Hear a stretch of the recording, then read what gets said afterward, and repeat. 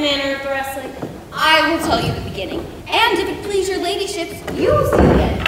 For the best is yet to do, and, well, here, where you are now, they are coming to perform it. There comes an old man with his 3 sons, the youngest of which wrestled with Charles, the Duke's wrestler, which Charles, in a moment, threw him and broke 3 of his ribs. So he served the second and the third. Alas! But what sport is this that the ladies have lost? Why does that say that? Thus men may grow wiser every day. This is the first time I've heard of breaking of ribs as sport for ladies. But is there any else longs to hear this broken music in his sides? Is there yet another dose on rib breaking? Shall we see this wrestling cousin? You must if you stay here, for here is the place appointed for the match, and now they're coming to perform it. Yonder, sure they're coming. Let us now stay and see it.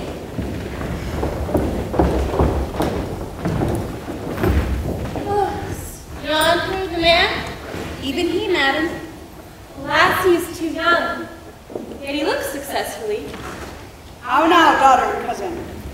Have you crept hither to see the wrestling? Aye, my liege, so please you give us leave. You will take little delight in it, I can tell you. There's such odds in the man. The pity of the challenger's youth, I would fain dissuade him. But he will not be entreated. Speak to him, ladies. See if you can move him. Young man, have you challenged Charles the wrestler? No, fair princess. He is the general challenger. I come but in as others do to test with him the strength of my youth. Young gentlemen, your spirits are too bold for your years. We beg you for your own sake to embrace your safety and give over this attempt. Do, good sir. Your reputation shall not therefore be misprized. We will make it our suit to the Duke that the wrestling might not go forward. Punish me not with your hard thoughts, wherein I confess me much guilty to deny so fair and excellent ladies anything. But let your fair eyes and gentle wishes come with me to my trial, wherein, if I be foiled, there's but one shame that was never gracious. And if killed, one dead that was willing to be so. I will do my friends no wrong, for I have none to blame at me. The world no injury, for in it I hope nothing. And may be better filled when I have made it empty. The little strength that I have, I would it were with you, and mine to eke out hers. Fare you well. May heaven I be deceived in you. Your heart's desires be with you. Where is this young gallant, who is so desirous to lie with his mother Earth? Ready, sir. But his will hath in it a more modest working. You shall try but one fall.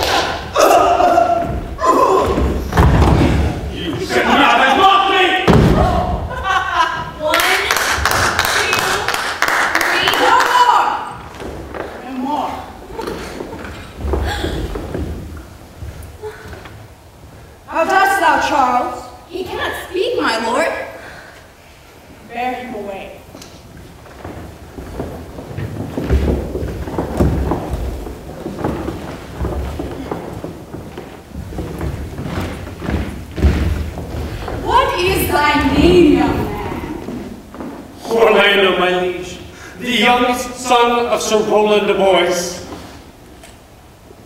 Would thou hadst been son to some man else. The world esteemed thy father honorable, but I did find him still mine enemy. Thou wouldst had better pleased me with this deed, hadst thou child descended from another house. Were I my father, cuz, would I do this? I'm more proud to be Sir Roland's son, his youngest son. I would not change that to be adopted heir of virtue. My mother loved Sir Roland as her soul, and all the world was of my mother's mind. Gentle cousin, let us go thank him and encourage him. My father's rough and envious disposition sticks me at heart. Sir, you have well deserved. Gentlemen, wear this for me. One out of suits with fortune that would give more, but that her hand lacks means.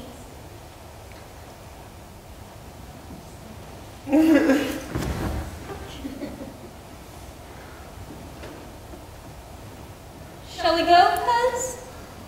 Aye. Fare you well, fair gentlemen. And I now say I thank you.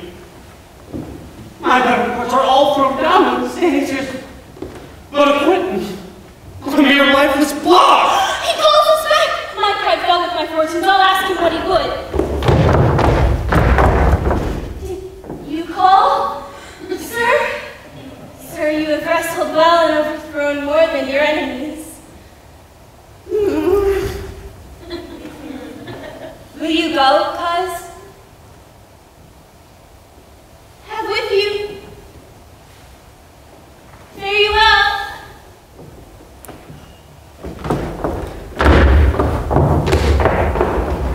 What passion hangs these weights upon my tongue? What stands here is but a quitting. I cannot speak to her yet. She urged conference. No, poor Orlando, thou art overthrown. Good sir, I do in friendship counsel you to leave this place, albeit you have deserved high commendation, true love, and applause, yet such now is the duke's condition that he misconstrues all that you have done. I thank you. And pray, tell me this. Which of the two was daughter to the duke that was here at the wrestling? Neither his daughter if we judge by manners. But yet indeed the taller is his daughter. The other is daughter to the banished one, here detained by her, usurping uncle to keep his daughter company, whose loves are dearer than the natural bond of sisters. But I will tell you that of late this duke hath ta'en his pleasure against his gentle niece, grounded upon no other argument, but that the people praise her for her virtues, and pity her for her good mother's sake. And on my life, sir, his malice against the lady will suddenly break forth. Sir, fare you well. In a better world than this, I shall desire more love and knowledge of you. I rest much bound unto you. Fare you well.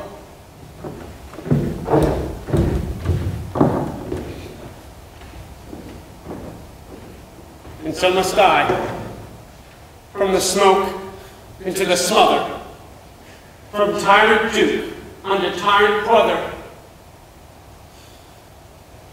But heavenly Rosalind,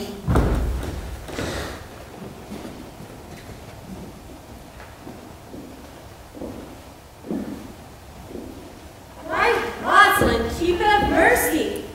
Not a bird, not one to throw at a dog. But is all this for your mother?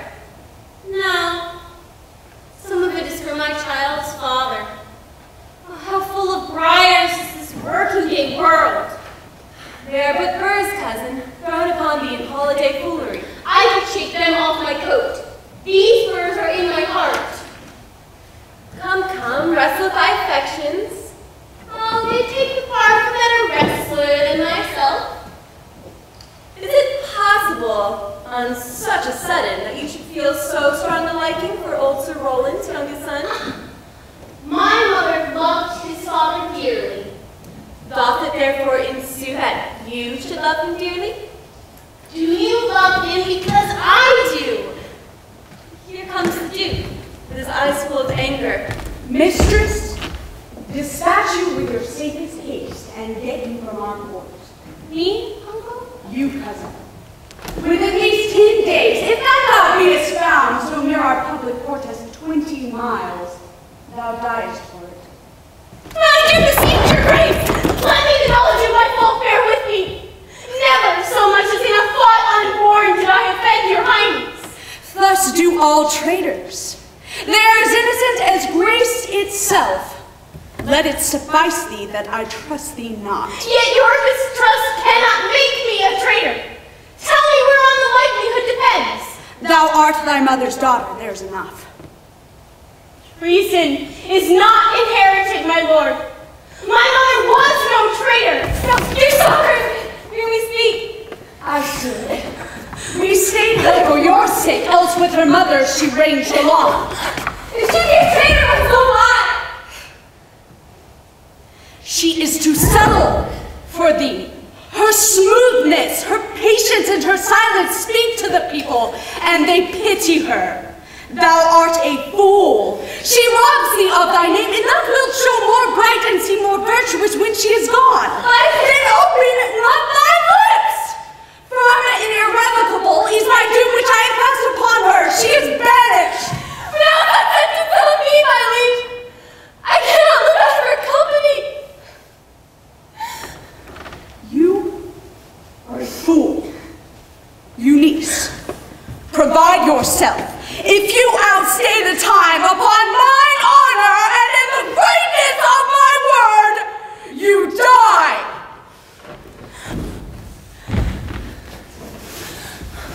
Oh, my poor Rosalind, whither wilt thou go? Dost thou know that the Duke hath banished me, his daughter? That he hath not. No, hath not.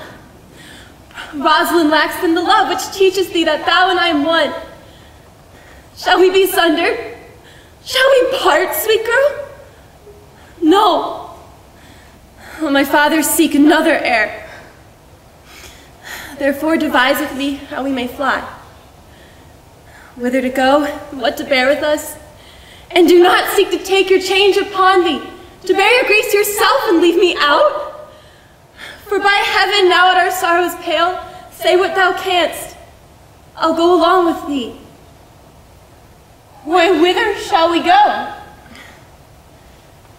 To seek my aunt, the forest of Arden. Alas, what danger will it be to us? I'll put myself in a mean and poor attire, with a sort of umber smirch on my face, the like to use that we shall pass along and never stir assailants.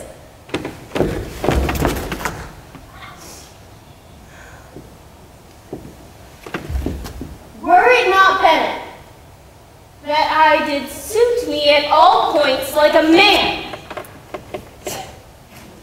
And what will I call thee when thou art a man? I'll have no worse name than Jove's own page. Therefore, look you, call me Ganymede. But what will you be called? Something that hath a reference to my state. No longer Celia, but Aelina. But cousin, what if we essayed to steal the clownish fool out of your father's court? Would he not be comfort to our travels?